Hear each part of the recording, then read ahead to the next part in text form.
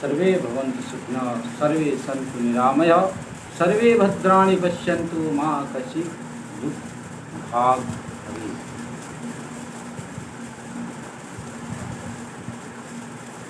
जब मन में अधिक कष्ट होता है, दुख होता है, तो घर छोड़ने की मन बनता है और घर को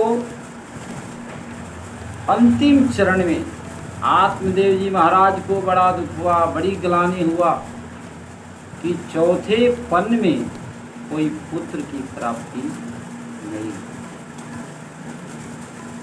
मेरा कोई पुत्र नहीं है, यह धन, यह जमीन, यह घर, यह द्वार सब व्यर्थ है। किसके लिए? और एक बात और ध्यान रख, जिसके घर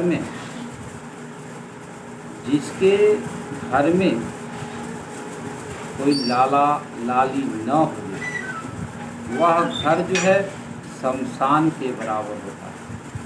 इसलिए घर में एक लाला लाली का भी होना बहुत जरूरी है। वह ब्राह्मण आत्मदेव जी महाराज बड़ा दुखी है, बड़ी ग्लानि है, और दुखी होकर के उन्होंने अपने प्राण को त्याग करने के भावना को लेकर के उन्होंने घर द्वार सब त्याग और जंगल में जाकर के एक वृक्ष के ऊपर बैठ जाते और अपने प्राण को त्याग करने की भावना लेकर के उन्होंने वृक्ष पर बैठे। ब्राह्मण हत्या होते हुए देखना भी महापाप, इसलिए कहते हैं कि ब्राह्मण बने तो ब्राह्मणों की सेवा करे, गौ की सेवा करे, संतों की सेवा करे। हत्या होते हुए उन्हें नहीं देखना चाहिए, उन्हें कभी रुष्ट नहीं करना चाहिए। आज जो है आत्मदेव जी महाराज को ग्लानि हो जाता है और आत्मदेव जी महाराज जो है जंगल में जाकर के अपने प्राण त्याग करने के लिए वृक्ष के ऊपर बैठ जाते हैं। तब तक किसी सन्यासी ने दर्शन होता है, सन्यासी ने देख लिया और सन्यासी ने देखा मेरे सामने ये ब्राह्मण की हत्या हो जाएगी, यह ब्राह्मण मर जाएगा, ब्रह्म हत्या का दोष जो है हमें भोगना पड़ेगा। ऐसी भावना देकर के सन्यासी ने तुरंत आवाज लगाया, कथम रोदसी विप्रत्वं काते चिंता बलीयसी वद त्वं सत्वरं मह्यं स्वस्य दुःखस्य कारणम। हे ब्राह्मण, तुम अपने प्राण को क्यों त्याग करना चाहते हो और तुम्हें कौन ऐसा दुख आ गया है जो इस प्राण को, इतने सुंदर शरीर प्राप्त हुआ है भगवान के भजन करने के लिए, तो तुम अपने प्राण को क्यों त्याग करना चाहते हो? नीचे उतरो और जो भी समस्या है तुम मुझे बताओ। वह सन्यासी के कहने पर, बार बार कहने पर फिर भी वो ब्राह्मण नहीं उतरे। फिर उन्होंने संतावना दिए और आश्वासन देते हैं कि तुम्हारी जो भी समस्या होगा, जो भी दुख होगा, मैं निवारण करूँगा। ऐसी बात जब सुने तब वो ब्राह्मण जो है धराधाम पर धरती के ऊपर आया और आकर के महात्मा जी के चरणों में गिर पड़े और गिर करके प्रार्थना करे, महाराज मेरा चौथा पन बीतिया, मेरे घर में धन धान वैभव सुख शांति की कमी नहीं है, लेकिन मेरे घर में एक लाला लाली नहीं है और बिना लाला लाली के घर जो है सुंदर नहीं होता है, शमशान के बराबर होता है। मुझे एक संतान चाहिए। मैं जिस वृक्ष को अपने हाथों से छू देता हूँ वह वृक्ष जो है बांझ हो जाता है। जिस गाय को लेकर के दरवाजे पर बांध देते हैं वह गैया जो है बांझ हो जाती है। जिस तुलसी को अपने आंगन में लगा देते वह तुलसी सूख जाती है। ऐसी जो है मेरी हाथ की रेखा है, मेरे किस्मत की रेखा है। इसलिए मैंने सुना है कि संतों के सानिध्य में जाने पर संत जो है दया करते हैं, संत जो है कृपा करते हैं और संत अगर चाह जाए तो कोई भी असंभव कार्य नहीं है, सब संभव हो जाता है। मैंने सुना हूँ संतों की दृष्टांत देते हुए एक सुंदर सा दृष्टांत समझाते करते हैं कि एक बार की बात, नारद जी बीड़ा बजाते हुए किसी गांव में चले गए। तो गांव में गए तो वहाँ एक ब्राह्मण के दरवाजे पर जा कर के नारद जी विश्राम लेते हैं। लेकिन उस दरवाजे पर ब्राह्मण को कोई संतान नहीं था। वह ब्राह्मण नारद जी के समक्ष गया और जाकर के हाथ जोड़ा, हाथ जोड़ करके प्रार्थना किया, प्रभु आप कहाँ जा रहे हैं? उन्होंने बोले कि मैं तो बैकुंठ लोक जा रहा हूँ। तो आप बैकुंठ में जा रहे हैं तो जा करके ठाकुर जी से मेरे लिए भी एक प्रश्न है, उस प्रश्न को आप पूछ करके आएंगे कि मेरे भाग में कोई संतान है या नहीं। नारद जी ने कहा ठीक है, और नारद जी वहाँ से बीड़ा बजाते हुए बैकुंठ लोक चले गए। और बैकुंठ लोक में जब नारद जी गए तो वहाँ पे जो है जा करके नारायण के चरणों में साष्टांग दंडवत किए और साष्टांग दंडवत करके प्रार्थना किए। बोले पृथ्वी लोक में जो ब्राह्मण है जिसके दरवाजे से अभी हम आए हैं, उस ब्राह्मण के भाग में कोई संतान है या नहीं, आप कृपया करके बताए। तो भगवान ने कहा देखो नारद, आप पूछ रहे हो तो उसके भाग में एक जन्म कौन कहे, दो जन्म कौन कहे, 7 जन्मों तक कोई पुत्र की लाभ नहीं, उसके भाग में कोई पुत्र नहीं है। वह जो है ऐसा आदेश दिए, वह नारद जी महाराज वह तुरंत जो है उस ब्राह्मण के पास गए और जा कर के बोले कि देखो आपके भाग में कोई पुत्र नहीं है, एक जन्म नहीं 7 जन्मों तक कोई पुत्र नहीं है। वह ब्राह्मण निश्चित हो गया, चलो कोई पुत्र नहीं है और नारायण का भी आदेश है, पुत्र नहीं है तो कोई बात नहीं। उसने जो है अपने को धैर्य धारण करते हुए अपना जीवोपार्जन करने लगा। एक दिन की बात ऐसी घटना घटी, एक संत जो है आज पहुंचते हैं वहाँ पर। तो संत जब वहाँ पहुँचे आवाज़ लगाने लगे गांव में, जितनी रोटी खिलाओगे उतने पुत्र प्राप्त करोगे, जितने रोटी खिलाओगे उतने पुत्र की प्राप्ति होगा।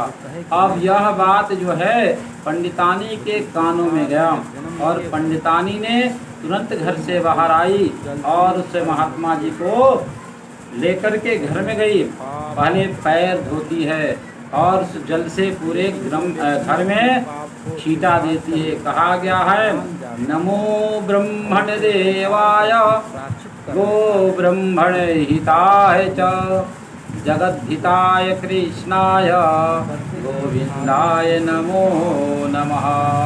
कहते हैं जो ब्राह्मण का चरण अगर किसी के घर में पड़ जाए तो साक्षात जो है लक्ष्मी नारायण का वास हो जाता है, क्योंकि ब्राह्मणों के चरण में भुवन से वह घर जो है पवित्र हो जाता है।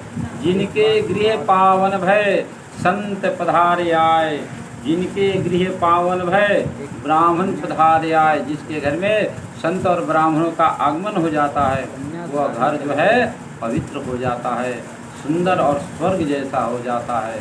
तो आज आपका आगमन हुआ है, चरण धो करके उस जल को छीटन देती है और बड़े प्रेम से 4 फूल का जो है बनाती है और साग और फूल का प्रसाद जो है उस ब्राह्मण संत के पास रखती है। संत महात्मा जो है ठाकुर जी को भोग लगाए और भोग लगा करके वह प्रसाद जो है पान किए और प्रसाद पाने के बाद जल ग्रहण करते हैं और जल ग्रहण करने के बाद आशीर्वाद प्रदान करते जाओ, बेटी तुझे 4 पुत्र की प्राप्ति अवश्य होगा, और आशीर्वाद दे करके वहाँ से चले गए। समय बीतता गया, 5 वर्ष के अंतराल में उसके घर में 1 नहीं 2 नहीं 4 लाला की आगमन हो जाता है और चारों लाला के साथ जो है वो मैया बैठ करके किलोल कर रही है। तब तक कुछ दिनों के बाद पुनः नारद जी का आगमन होता है। श्रीमन्नारायण नारायण नारायण, श्रीमन्नारायण नारायण नारायण।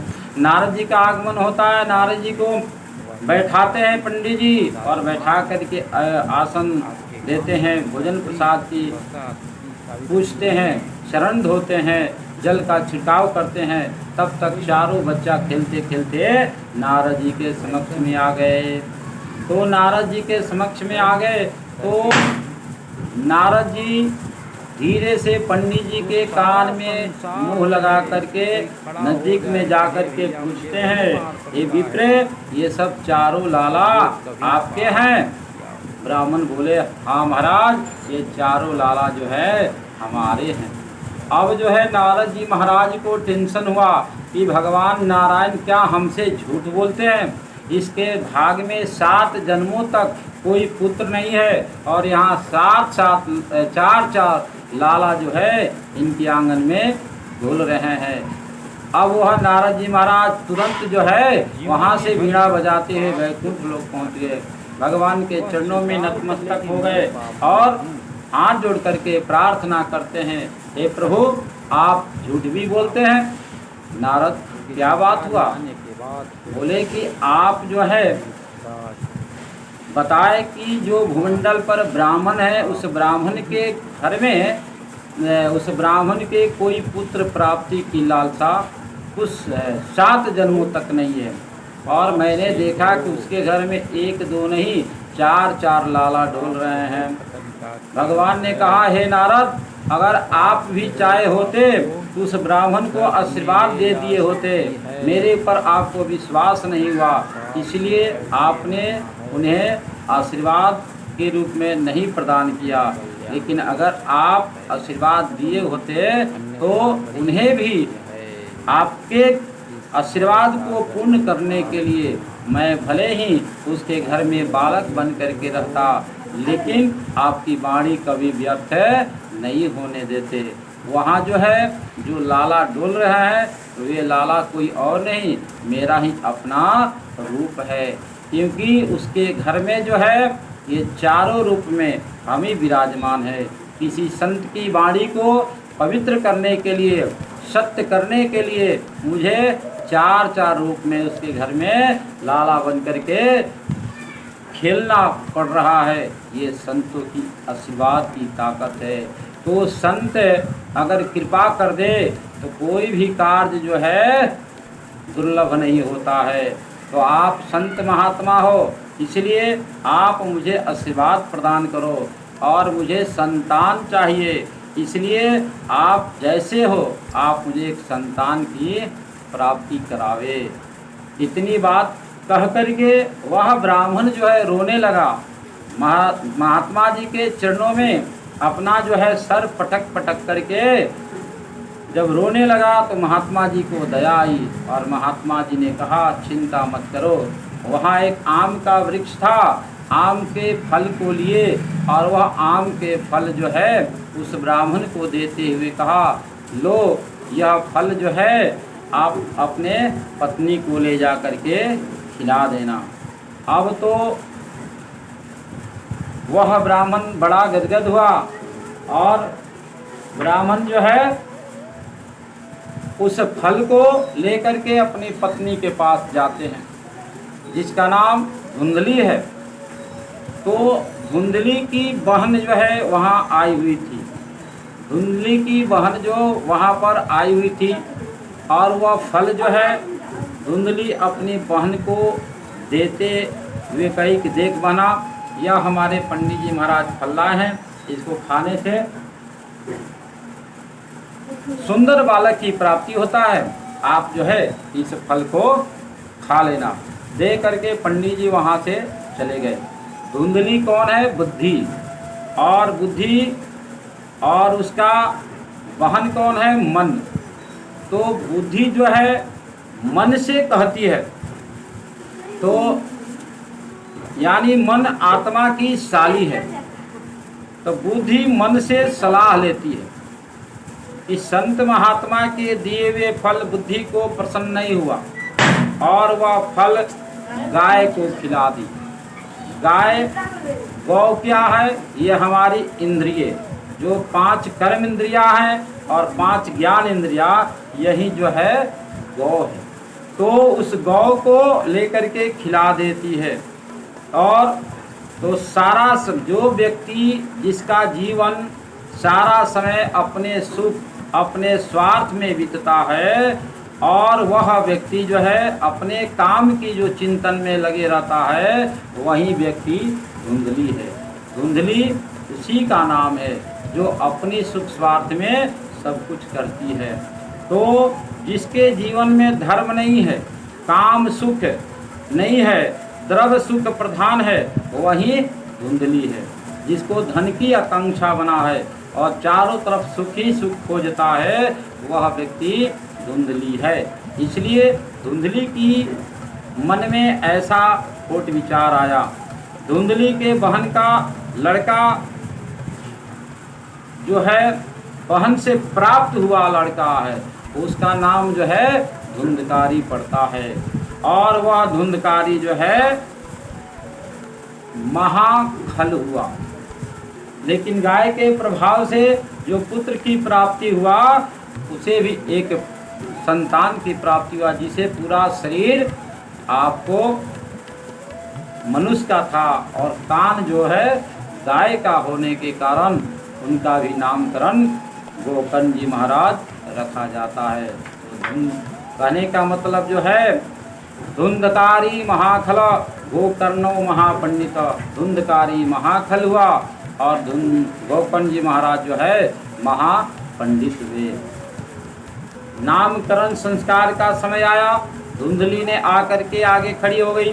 हर बेटा के नाम पुत्र के नाम से निहित किया जाता है, लेकिन धुंधली का कहना है कि मेरा बेटा है, इसलिए मेरे नाम से इसका नाम रखा जाए। तो धुंधली के जिसके माँ का नाम धुंधली है, तो बेटा का नाम धुंधकारी नाम रखा गया। और धुंधकारी अपनी माता की तरह ही, जैसे माता हुए उसी तरह उसका बेटा धुंधकारी हुआ। धुंधकारी का काम है और नित्य प्रतिदिन पाप करना और काम सुख की कामना करते रहना। जिधर से हो धन दौलत आए, बस यही मन में चिंता बने रहना ही ये धुंधकारी है। जिसके मन में खाली सुख है और द्रव्य की इच्छा बनी रहती है, वह व्यक्ति जो है धुंधकारी है।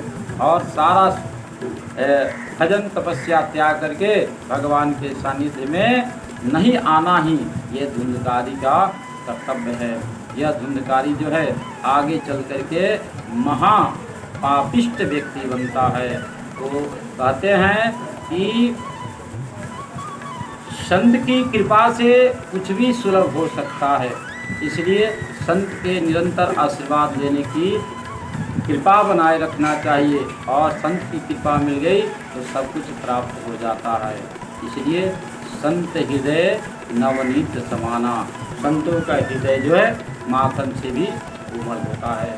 जय श्री राम।